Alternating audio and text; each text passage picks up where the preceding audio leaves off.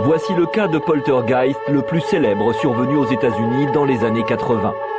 C'est l'histoire de Tina Resch, une jeune fille qui aurait eu le pouvoir de déclencher des phénomènes uniquement par la pensée. Mais ce qui était effrayant, c'était de penser que quelque chose d'autre qu'une main humaine avait été capable de faire ça.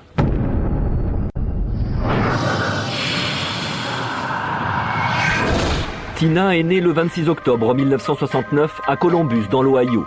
Elle est alors adoptée par le couple Resch. Dès l'âge de 8 ans, elle est sujette à de très violentes colères. À l'école, des gommes et des stylos traversent violemment la classe sans raison. Inquiète, l'institutrice soupçonne Tina.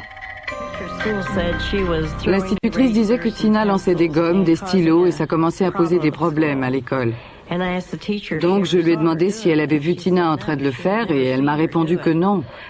Mais qu'elle était sûre que c'était Tina la coupable. Tina est alors renvoyée de l'école. Ses amis lui tournent le dos, sa famille est accablée.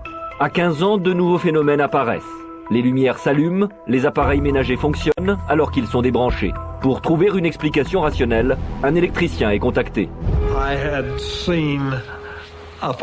J'ai vu un phénomène que je ne pouvais pas expliquer et je me suis creusé la tête. Oui, j'ai eu peur, je dois avouer que j'ai eu peur. Et les phénomènes s'accentuent, des objets volent et des verres se brisent sans raison apparente. Plus troublant encore, dès que Tina quitte la maison, les étranges manifestations cessent. Est-ce vraiment Tina la responsable? Quand je partais de la maison, tout était calme jusqu'à ce que je revienne. Quand je dormais et que j'étais absente de la maison, il ne se passait jamais rien. Je ne savais pas quoi penser. Je me suis mise à lire des livres sur le diable et je me suis dit, c'est ça, ça doit être ça. Ou alors c'est la maison qui est hantée. Je commençais à les croire, peut-être qu'il y avait vraiment quelque chose d'anormal en moi. Tina est examinée par des médecins. Ils ne détectent rien d'anormal. À bout de nerfs, les Resch font appel à un journaliste dans l'espoir de trouver enfin une solution. Le 5 mars 1984, Mike Arden et un photographe vont devenir les témoins privilégiés d'un phénomène insensé. Sous leurs yeux, un objet traverse la pièce. Je regardais d'un côté, le téléphone est parti de l'autre.